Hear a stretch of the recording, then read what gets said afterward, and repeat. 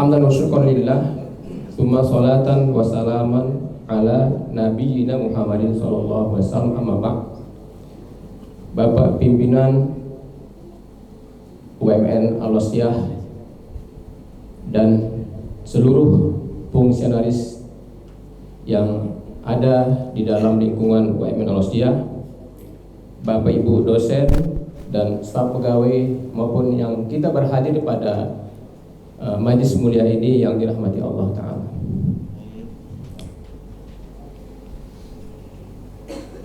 Allah Subhanahu wa Ta'ala memberikan kita kelebihan daripada makhluk lainnya. Persoalannya adalah, masalah utamanya adalah, paham tidakkah kita dengan kelebihan itu? Di sini yang perlu kita perdalam, sehingga topik kita hari ini, hidup di dunia sementara dan di akhir selamanya, itu dia bisa connect. Maka Rasulullah Muhammad SAW telah memberikan kita juga pedoman bagaimana hidup yang sebenar-benar hidup, bukan sekedar hidup. Bapak Ibu yang dirahmati Allah Ta'ala, bicara hidup, hewan itu hidup, kambing hidup, lembu hidup. Bahkan dalam ilmu filsafat, tumbuhan itu juga memang tidak bernyawa, tapi dia memiliki zat hidup. Dan konsekuensi logisnya bahwa yang hidup itu pasti berakhir kehidupan itu. Maka kajian kita pada kesempatan ini adalah kita coba untuk mengenal diri kita. Nah, ini masalah kedua, mampukah kita mengenal diri kita? Lalu orang menjawab sederhana, itu bukan pertanyaan. Masa nggak kenal diri kita, punya nama, kita punya diri, masa nggak kenal kita? Oh, tunggu dulu. Man arafa nafsah arafa rabbah, itu konsekuensinya. Siapa yang kenal dirinya, niscaya dia kenal Tuhannya. Maka jangan katakan sederhana itu, sudah kenal diri. Karena itu kalimat yang perlu kita pahami. Man arafa nafsahu arafa rabbah. Siapa yang kenal dirinya, dia kenal Tuhannya. Kemudian mengenali diri ini, Allah sudah ciptakan kita dalam firman Allah Subhanahu wa Ta'ala, laqad khalaqnal insana fi ahsani taqwim. Lam itu litaukid, kon itu jadi dua tanda penguatan di dalam bahasa Arab, itu memang berarti sangat dikuatkan. Sungguh-sungguh kami telah menciptakan manusia dalam bentuk sebaik-baik kejadian. Bapak Ibu sekalian mengatakan seperti ini, mana ada manusia nggak salah? Pasti bersalah. Oh benar, karena kita bukan malaikat. Kalau begitu siapa yang nggak salah? Ya malaikat memang. Karena apa? Malaikat itu maksum, dia tidak punya nafsu. Sah saja kan? Kalau dia tidak berdosa karena nggak punya nafsu. Lalu kita katakan lagi, bagaimana kita tidak harus mengutamakan pekerjaan kita? Akal kita, otak kita mikir kan, kalau kita nggak kerja kan nggak ada hasil.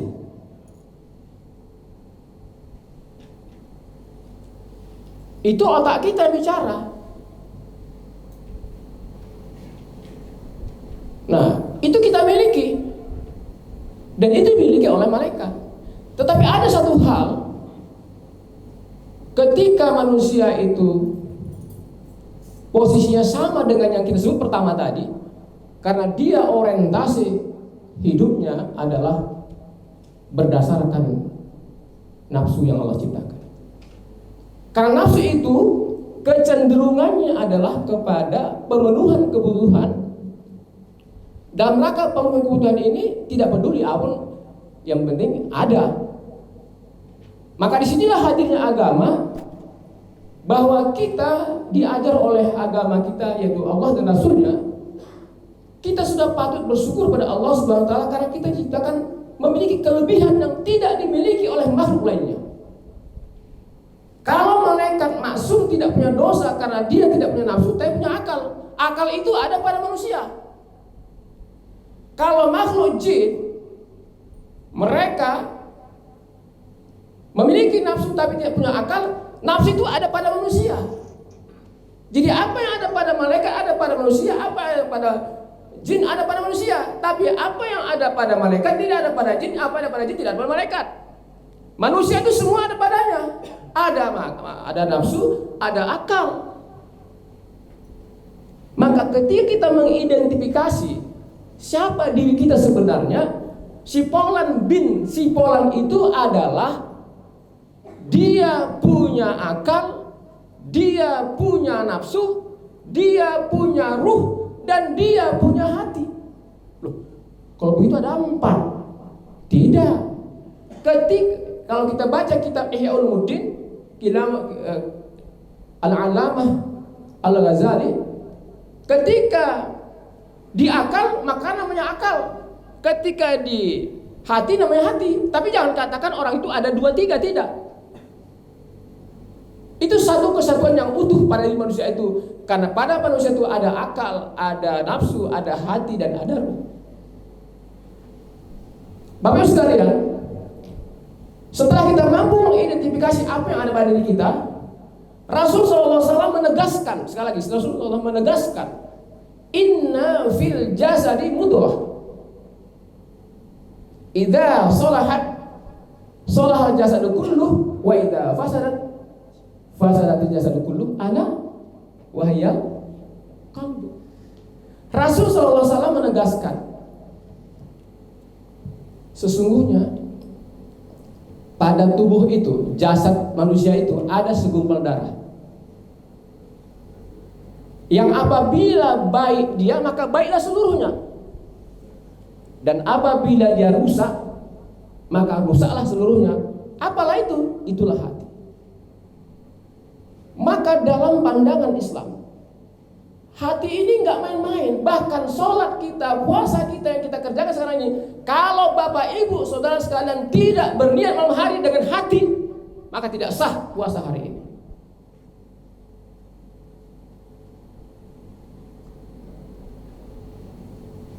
Imam Ghazali menegaskan dalam kitab yang lain juga, hati itu bagaikan panglima.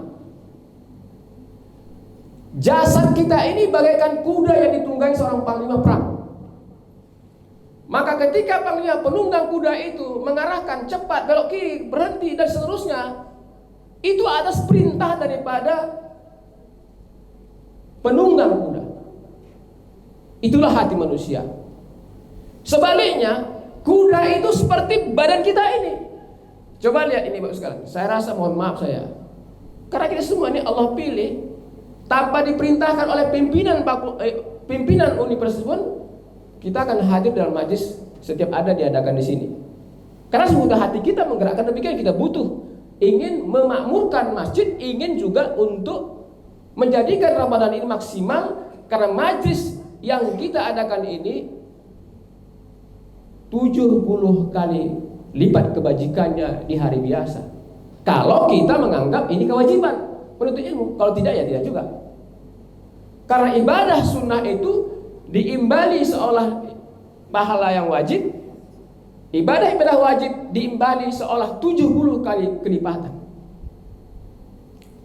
Kita kembali kepada awal pembicaraan kita, mengenal diri kita. Nah, setelah kita tahu itu, berarti yang terpenting Bapak Ibu sekalian, hati kita ini kita jaga. Itulah yang sering dikatakan oleh, sampai ada lagu, sampai itu, jagalah hati. OPK itu ya.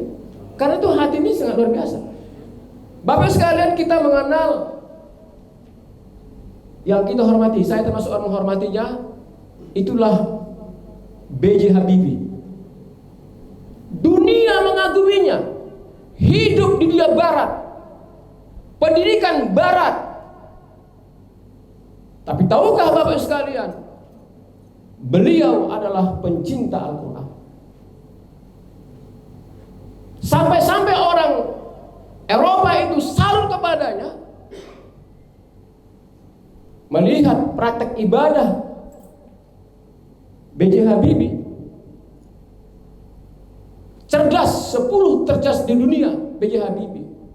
Dan ketika Najwa Shihab mewawancarai sebuah televisi, beliau ditanya, beliau sanggup berenang 2 jam. Kalau saya tidak silap, saya mengampuni Allah Ta'ala.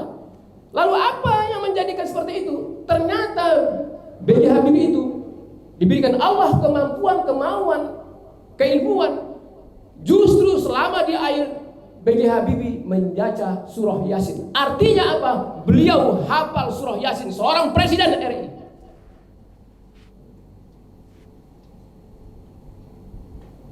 Ini Bapak-Ibu sekalian, dunia mengagumi beliau sampai difilmkan filmnya Ainun Habib. Hati kita ini. Maka Bapak-Ibu sekalian, ketika kita sudah mampu mengenal diri kita, maka yang terjadi adalah, kebetulan tidak ada cermin sini. Kalau misalnya Pak Sukri menyiapkan cermin, kita coba, kita berkaca, kita lihat sekujur tubuh kita. Tapi yang terjadi sekarang Bapak sekalian, kita berkaca pun tidak lagi sekujur tubuh, Pak. Saya yakin itu. Kalau ibu-ibu mungkin sekitar kerudungnya aja, mungkin bibirnya, lipstiknya itu. Kalau bapak-bapak mungkin sisirnya saja. Ke bawah nggak sempat lagi, kenapa? Kesibukan kita. All of our activity, seluruh kegiatan kita itu membuat kita sibuk sesibuk-sibuknya. Saya tadi pun mogok di jalan, akan terlambat saya kemari. Tapi saya yakin, percaya saya akan sampai di sana. Maka saya WA Allah kepada Pak Sukri. Kata yang tak jelas itu, karena mengetik di tengah jalan ya kan, tak jelas ya kan. Mengatakan saya tetap ke sana. Bapak sekalian, maka dengan demikian, yang perlu kita camkan dalam kesempatan ini yang pertama adalah kenal diri kita ini. Lihatlah dulu kita pernah sebagai seorang bayi. Kita sudah punya anak. Kita sudah punya, mungkin sudah ada punya cucu. Kalau saya belum. Nah, apa yang kita lihat? Nah, kalau kita belajar matematika, 0 sama dengan 0. Sudah pasti. Tidak mungkin 0 sama dengan 2 atau 0 sama dengan min 2, tidak mungkin. Yang pasti adalah 0 sama dengan 0. Artinya apa? Analogi yang kayak saya bangun di sini adalah ketika manusia lahir, Bapak sekalian, takkan bergerak kalau tak digerakkan, takkan berpakaian kalau tidak dipakaikan, takkan minum kalau tak minumkan, takkan makan kalau tidak makan, takkan mandi kalau tidak mandikan. Lemah selemah-lemahnya manusia ketika dia lahir. Allah tambah waktu yang berjalan, bisalah dia merangkak. Allah tambah berjalan lagi, bisalah dia berdiri. Coba Bapak sekalian perhatikan ketika anak-anak bayi kita, dia mau berjuang bisa berdiri, dia raba kadang-kadang meja yang ada di meja tamu kita. Kadang dia tarik itu alas meja. Kalaupun ada gelas, ada piring menimpa daripada kepalanya, si anak bayi dia akan pernah kapok itu. Dia akan coba lagi. Itulah perjuangan. Hidup adalah sebuah perjuangan. Itu adalah pelajaran buat kita. Dia otaknya itu belum lagi berfungsi secara maksimal. Itu makanya kalau dia jatuh, dia terus coba. Maka seorang pengusaha juga seperti itu. Kalau dia sekali tumpur, dia harus tutup. Tidak juga bisa. Maka Bapak sekalian, setelah itu ditambah lagi sampai remaja, sampai usia sekolah, dia sekolah. Dan sampai dia usia bekerja, dia bekerja. Dan seterusnya. Sampai kepada puncaknya, kita nggak tahu berapa puncak usia kita ini. Maka Bapak sekalian, kalau melihat ada anak remaja makannya banyak, nggak usah dihalangi Pak. Kalau masih ada di kita, biarkan aja, itu masa mereka. Buat kita 1 piring itu sudah cukup, dia mungkin 1,5 piring. Biar aja, itu masa dia. Karena apa? Ada masa yang Bapak sekalian, pada titik tertentu Disitulah maksimalnya kesehatan kita, penglihatan kita, pendengaran kita, tubuh kita, tenaga kita. Setelah itu dia akan kembali menurun. Menurun akan sampai kepada nol. Inna lillahi wa inna ilaihi raji'un.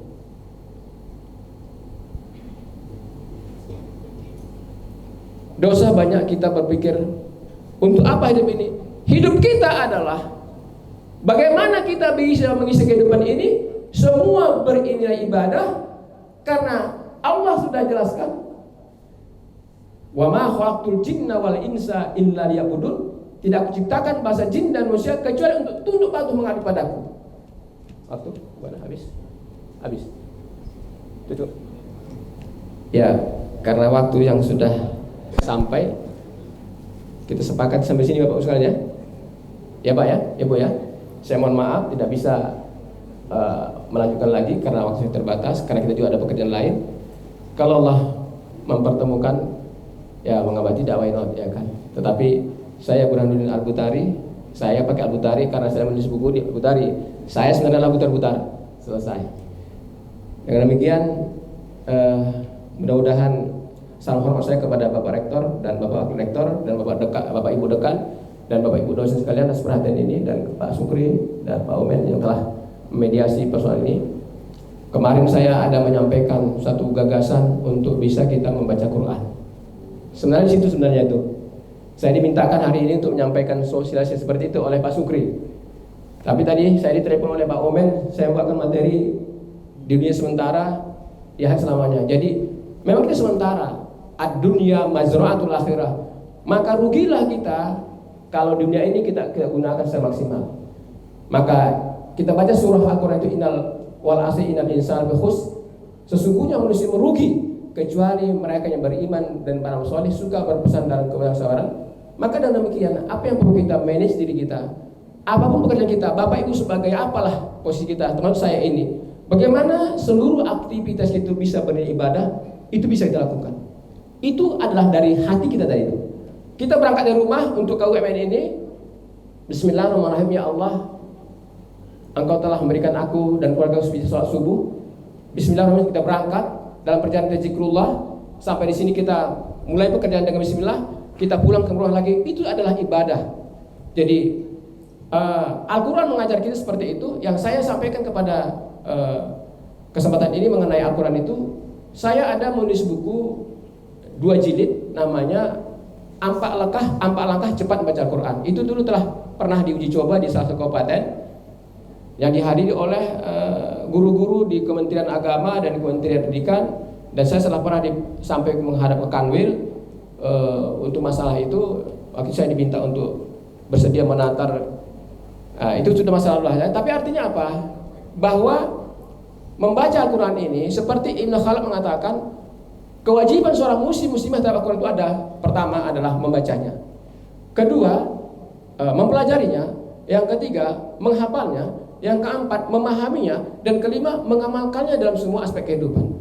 Pertanyaan besarnya adalah, sudahkah mampu umat Islam ini secara keseluruhan membaca, tidak pun secara mahir, dengan baik lah begitu. Nah inilah sebenarnya yang kita dorong untuk kita bisa sama-sama berdiskusi. Jadi metodenya, metode 4 langkah cepat membaca Quran. Jadi metode itu adalah siapapun, bule sekalipun belajarnya bisa gitu, dalam waktu yang sangat singkat. Artinya apa? Dia bisa membaca, bisa menulis, bisa tajwid sekali jalan. Jadi 3 in 1 gitu. Enggak mesti kita baca dulu, baca enggak, sekali jalan aja. Artinya jaminannya itu panjang pendeknya insya Allah lulus.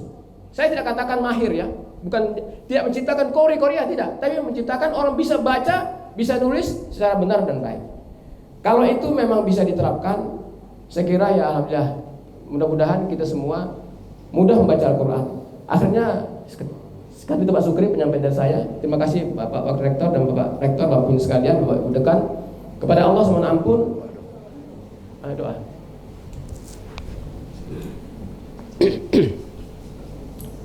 A'udzubillahi minasyaitonir rajim. Bismillahirrahmanirrahim. Alhamdulillahi rabbil alamin. Wassalatu wassalamu ala asyrafil anbiya'i والمرسلين وعلى آله وصحبه أجمعين. اللهم اغفر لنا ذنوبنا ولوالدينا وارحمهما كما ربيانا صغيرا ولجدنا وجداتنا ولإخواننا ولأخواتنا ولقرباتنا ولزوجاتنا ولأبنائنا ولأساتذتنا ولمعلمنا في الدين ولمن حق علينا وللمسلمين والمسلمات ولجميع القبور من المسلمين والمسلمات برحمتك يا أرحم الراحمين. Allahumma ya Allah, pada hari ini kami bermunajat padamu ya Allah. Ampuni dosa kami ya Allah, ampuni dosa dan salah kami ya Allah. Barakah Ramadan tahun ini ya Allah. Ampuni dosa orang tua kami ya Allah. Mereka telah berbuat baik kepada kami, sementara kami tidak akan pernah membalas kebaikan mereka secara utuh dan benar ya Allah, kecuali dengan mengatakan padamu ya Allah, ampuni dosa orang tua kami ya Allah. Lapangkan dalam kuburnya ya Allah. Berikan kepada mereka kemudahan hidup yang masih hidup ya Allah. Rabbana zalamna anfusana wa illam taghfir lana wa tarhamna lanakunanna minal khasirin. Faghfir lana dhunubana wa liwalidayna wa li ahlina ya azizu ya ghaffar ya qahhar ya arhamar rahimin. Allahumma ya Allah, kami telah berbuat zalim pada diri kami ya Allah, maka ampuni dosa kami ya Allah. Jika kita tidak ampuni ya Allah, jadi kami orang merugi ya Allah, maka ampuni dosa dan salah kami ya Allah, dan ahli keluarga kami ya Allah, dan hindaran kami dari api neraka ya Allah. Allahumma anzil rahmat wasi'at wal maghfirah sabra wal afiyah salam wa sa'at alaina wa li ahlina wa li ikhwanina wa li akhwatina wa li qarabatina wa li zawjatina wa li abnaina wa li man habba alaina bi hurmati syahr ramadan hadhihi ya Allah ya arhamar rahimin. Allah ya Allah, berikan kami kesehatan ya Allah ya, dan kesehatan kami bisa beribadah padamu ya Allah. Beri kami rezeki ya Allah, yang dengan rezeki kami bersyukur padamu ya Allah. Beri kami kelapan waktu, yang dengan lapang waktu itu kami bisa beribadah padamu ya Allah. Beri kami kepemahaman ya Allah, bahwa mudah kami akan berakhir ya Allah, bahwa hidup akan berakhir ya Allah. Berikan kami pemahaman agar kami menjadi hidup yang benar Engkau ridhoi ya Allah. Rabbana atina fid dunya hasanatan wa fil akhirati hasanatan wa qina adzabannar. Ya Allah ya Rahman ya Rahim, berikan kami kebahagiaan di dunia dan juga kebahagiaan di akhirat, dan jauhkan kami dari api neraka ya Allah. Walhamdulillahi rabbil alamin. Assalamualaikum warahmatullahi wabarakatuh.